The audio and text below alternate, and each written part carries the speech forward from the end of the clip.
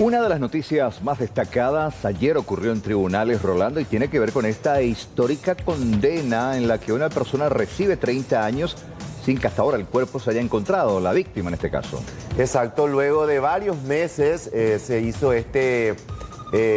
o concluyó en este caso este juicio oral y público por la desaparición de Dayana Espinosa, esta mujer cuyo cuerpo nunca fue localizado y que para el Ministerio Público fue víctima de feminicidio, también violencia intrafamiliar previamente. ¿Qué pasó? Fue una decisión bastante complicada porque hubo votos divididos por parte del Tribunal de Sentencia, fueron 2 votos contra 1. La presidenta del tribunal hizo una exposición larguísima donde mencionó que para ella no existía ningún tipo de elemento que probara la participación de Joel Guzmán, hoy condenado ya en este caso. Ella puso en duda muchos informes que fueron adjuntados en la causa y ofrecidos en la acusación también. Dijo que la famosa fotografía del cuerpo sin ropa de una mujer en el piso de la casa tampoco se pudo determinar si era de Dayana Espinosa, porque si bien el padre había dicho que ella tenía un lunar de nacimiento, eso no se pudo corroborar, no se pudo certificar, dijo la magistrada. En fin, fue larguísimo. Ella dijo que no existían elementos para eso, pero la otra parte, los otros 2 miembros del tribunal consideraron que sí existían elementos para poder condenarlo tanto por violencia como así también feminicidio, y terminaron aplicando la pena de 30 años de cárcel. Exactamente, porque hay una premisa jurídica que dice sin cuerpo no hay delito. Sí. Entonces, por eso se establece como el primer caso histórico donde una persona es condenada sin que el cuerpo del delito haya aparecido. Eso por un lado, pero igual también recordemos que la Fiscalía sustentó su acusación en base a 82 pruebas científicas, decían ellos, que lo vinculaban a Guzmán precisamente con la desaparición forzosa y con todos los antecedentes previos de hechos de violencia que giraban en torno a esa pareja. Sí. Y ahí respecto, Rolando, Carlos, al trabajo del Ministerio Público, ¿verdad? Y en mi caso, así como mucha gente, ¿verdad?, veíamos algunas partes donde la jueza hacía esa lectura que decía Rodi, ¿verdad?, de todo el trabajo, la evaluación de lo que hizo el Ministerio Público. Y es como que te hacía dudar, ¿verdad? Porque parecía que, o sea, la jueza, creo que era Gloria, ¿verdad?, la presidenta del tribunal, ella explicaba algún punto, pero decía, esto no se pudo concluir. Lo que dijo la médica bióloga, no se pudo hacer el trabajo de ADN, o sea, es como que te hacía dudar un poco. Y ahí, don Carlos, el cuestionamiento, ¿verdad?, del Poder Judicial, de los magistrados, hacia el trabajo del Ministerio Público. Por eso, incluso, ayer estábamos todos en prensa muy pendientes, sí, en transmisión en directo, fue en tu horario justamente, y la conclusión ahí con Julia y con todo el equipo de producción, por la lectura de la presidenta que arrancaba justamente justificando su voto, era, no, a esto lo van a absolver, lo van a liberar, por cómo la presidenta del tribunal atacó con dureza, acá está la fiscal Delphi justamente, pero usó de todos los epítetos para cuestionar el trabajo de la Fiscalía. Sí, además el tema del famoso cuerpo que se sacó una foto y supuestamente se subió en el estado de Joel Guzmán. Ese fue uno de los puntos que ella cuestionó porque decía no se pudo certificar que sea la víctima. En segundo lugar, habló del tema de las manchas de sangre. Dice que había manchas que se levantaron pero que no eran suficientes para poder corroborar si eran humanas. Habló, dice, la única mancha de sangre que existió y que le pertenece a Dayana fue la que se encontró en la rejilla del baño. Cuestionó muchísimo el tema del circuito cerrado, donde supuestamente se ve a Joel sacando a Dayana. Dijo, es un punto, una luz que se observa y no se tiene certeza. Larguísima fue su exposición. Y también hablaba de contradicción en las declaraciones de testigos propuestos por la Fiscalía. Si bien eso que mencionaba, 83 puntos más o menos fue lo que presentó Daisy Sánchez, la jueza que votó en disidencia terminó objetando muchísimos puntos de esa acusación. Bueno, pero finalmente la lectura de la sentencia, 30 años, no aplicó los 10 que solicitó de medidas de seguridad e inmediatamente por una cuestión de peligrosidad y la característica del hecho en sí, su remisión a la cárcel nuevamente. Exactamente. Y muy especialmente a las actitudes, a ciertas actitudes o comportamientos que ha realizado En primer término, la gravedad de haber ocultado el cuerpo de la víctima, imposibilitando con ellos la posibilidad a toda su familia de darle una sepultura digna. La conducta posterior ha limpiado íntegramente el lugar del hecho, reseteado el teléfono de la víctima. Todos estos actos lo ha realizado con el fin de procurar su impunidad. Ha dejado huérfano a un pequeño niño, Tiago, de hoy quizás casi 7 años o más. Él mismo ha presenciado hechos de violencia, ha vivenciado todos estos actos de violencia, ha perdido a su madre, que hasta la fecha no se ha encontrado su cuerpo. Por estas circunstancias que agravan en gran medida el reproche penal del acusado, consideramos que la sanción justa y útil a ser aplicado al mismo es la de 30 años de pena privativa de libertad.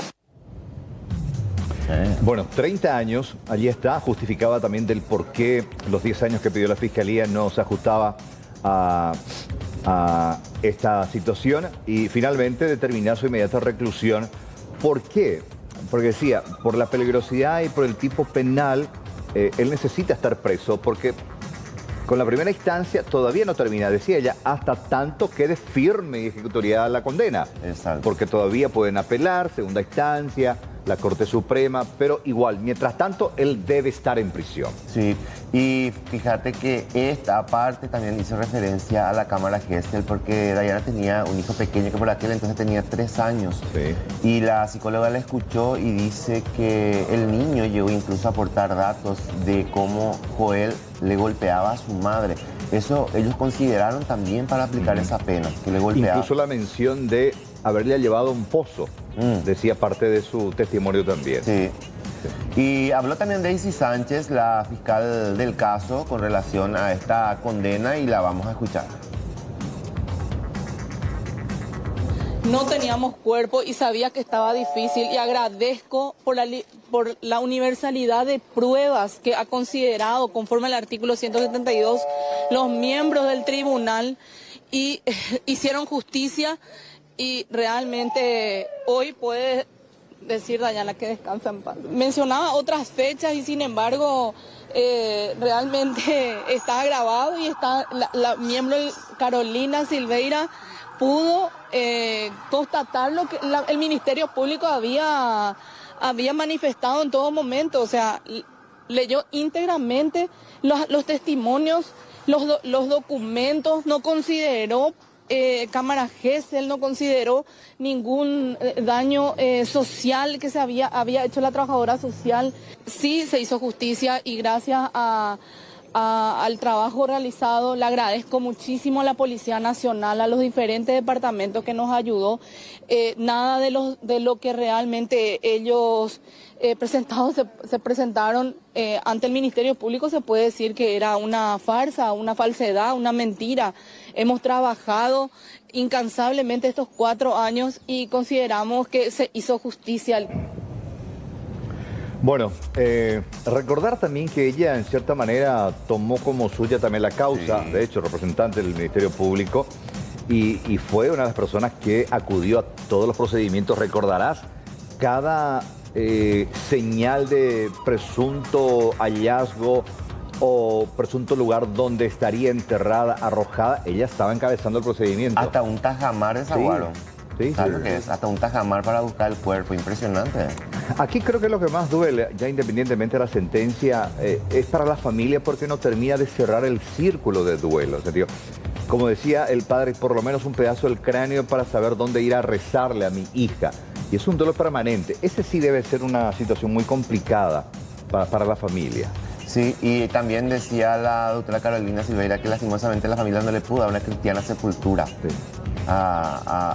Y van a quedar lastimosamente con esto. Vaya a saber uno si más adelante o con el tiempo algo más se llega a saber de qué fin dio a Dayana Espinosa. Y le rogaba, y lo hizo en varias ocasiones el papá, a quien lo vamos a escuchar, que por favor cuente dónde está el cuerpo de Dayana. No estoy contento porque perdí a mi hija, ¿verdad? Pero que esto no suceda más en Paraguay, que se le mate a una mujer y que se le esconda el cuerpo, que sea precedente esto que está pasando y Le agradezco mucho a la fiscalía que me apoyó durante todos estos 4 años, a mi abogado, y se hizo justicia. ¿Qué le quiere decir ahora antes que se vaya? Y que me diga dónde tiró el cuerpo de mi hija.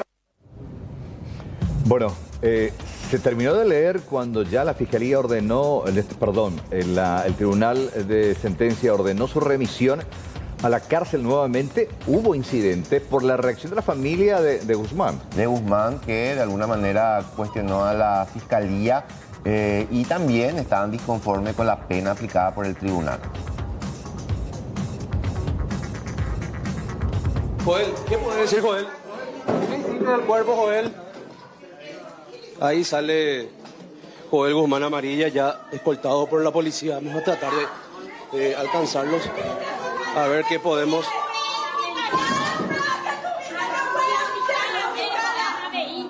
Se va rápidamente escoltado por la policía. Aquí Joel, los familiares están bastante ofuscados.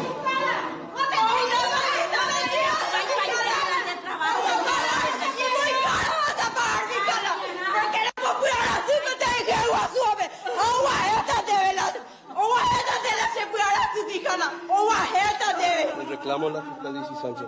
¡Ay, tu partida de ahí! ¡Todo! Todito la prueba que tenía contra mi hermano no era cierto. El carnicero es el principal culpable acá. En su poder se encontró. Hermana de Joel Guzmán Amarilla. ¡Serrucho! ¡En prueba! ¡Con sangre humana! ¿Dónde está tu prueba?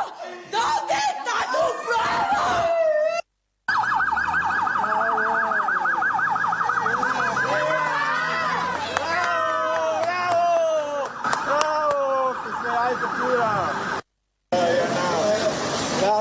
Gracias. Gracias, Dios mío.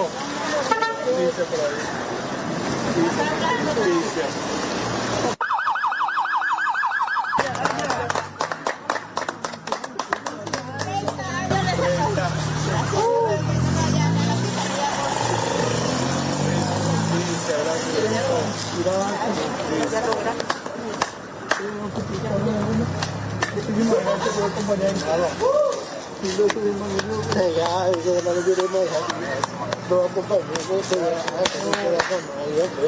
Justicia para Dayana.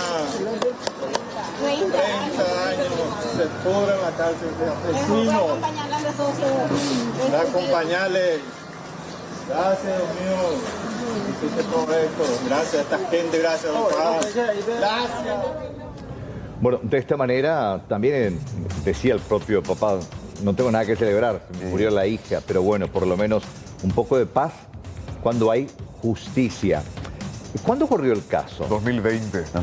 2020. Estábamos en plena pandemia. Recuerdo muy bien porque era uno de los primeros en ir a las coberturas, cuando se comenzaban a hacer las búsquedas. Y a partir de ahí, don Carlos, como decías, no se paró porque se hizo revisión de pozos, se hicieron procedimientos en la casa. Sí, en plena el trabajo de Joel, por eso mencionaba lo de la carnicería, porque Joel trabajaba en una carnicería. O sea, muchísimos trabajos se hicieron. Y estuvo el desde carnicero, 2020. de hecho, preso también e investigado en su momento. Sí. Quien supuestamente, y por eso menciona a uno de los familiares de Guzmán, que era el carnicero el que tenía la responsabilidad en este caso. Hay que ver qué va a pasar en Cámara, porque esto sí o sí va a Cámara de Apelaciones y hay que ver si es que ratifica lo que impuso el tribunal de mayoría o en todo caso de otra forma. Veremos el criterio, porque seguro van a apelar. Pero bueno, en primera instancia, y esta familia hoy dice estar tranquila, pero siguen reclamando que Guzmán confiese dónde está el cuerpo.